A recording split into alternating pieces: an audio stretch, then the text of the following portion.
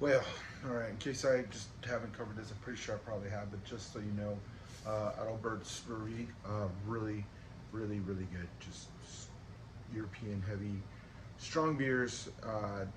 They don't hesitate on anything. Quality ingredients. Just yeah, just there's most I can say. I'm not trying to like boast or throw it up there. Just if you're a heavy beer person, like heavy bodies, lots of malt, things like that, this is definitely the way to go.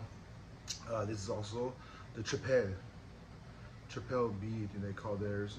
9.3. It's a heavy hitter. Bam. So I got the light glaring in there. Basically, very malty, very strong pale ale. I'm trying to get a good angle here. Anyways, so this is not a joke beer. This is not like, oh, whatever, I can do it. Be careful. This is when you definitely start tasting the difference, noticing the difference, feeling the difference. Anyone looking for heavy ABV, this is the main reason I post these, because there's just people that walk in like, I just want high ABV. I don't care what it tastes like. Bam, like, all right.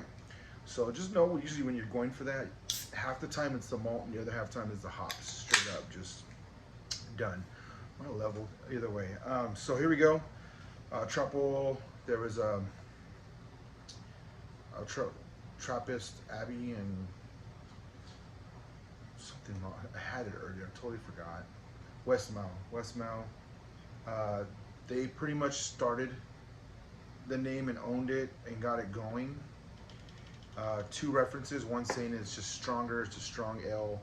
Um, then that name influenced the triple name, and the other one is there actually used to be X's on the barrel, so you knew what the potency was. So if there wasn't one X, it was a regular beer. Double was definitely a lot stronger, and then triple X would just be the super potent beer, very powerful. So cool looking can,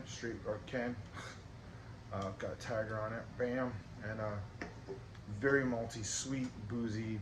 It's definitely gonna be spicy, fruity. It says it on there. That gives you a little pointer because I couldn't really pinpoint the spicy because like I enjoy heat and spice, so it doesn't click like that for me. Sometimes it just seems like there's just something extra, and I gotta realize that spicy comes in multitudes from like pepper to cinnamon and to chili itself. So there's actual hot, and there's just spicy notes and complexity of as if there wants to be spiciness because there's a lot of complex flavors, which is not the heat itself, it's just the flavor profile.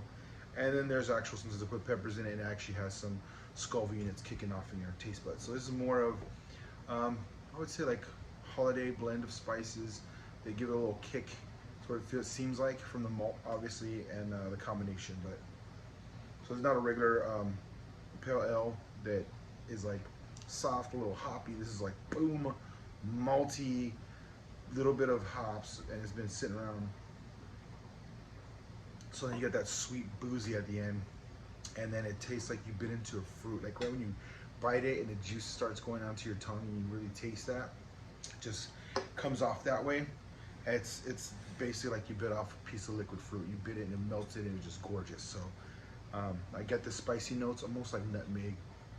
Almost reminds you of like coriander, cinnamon, but they're all together. So sometimes I'll mix them up, or I won't feel that it's one specific.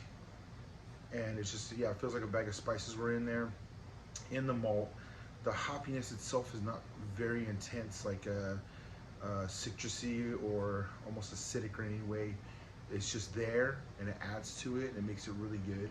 But it's not the dominant feature. The dominant feature is the spice, the fruity, the malty, and that real sweet, boozy at the end. Just, it's almost like a dessert beer. I hate to say it, it really is. Um, that reminds me a little bit of like a wheat wine. So yeah, just a heavy malty. Those are very too much for me. They're not my thing. This one's a great in betweener. So there you go. It's worth one try. If you just want to get drunk, that's the wrong way, because it has a lot of flavor, a lot of body. It wasn't shooken up, it's still cloudy, you know. So if you like wheat beers, this could be your strong one you have once in a while, or you just might like a wheat wine. Not my favorite, but it's in that area, in that transition, so that hopefully gives you advice to where you want to see. If you want to try one, transition to that for a little bit, try it out, see what it's about, or it will help you understand that this is where more you want to be, or if you really just want to be on wheat beers, period. Those all play along, and so you can definitely find out where you're at. For me, enjoying heavy wheat beers, it's like a treat. Just enjoy this, hang out, get a little whoo, and then boom, you're like, I'm good for a while. So there you go. This is for you, Adelberts. Haven't been there, need to get there. Still love your beers no matter what, just straight up, just a fan. There you go, enjoy, be safe, night.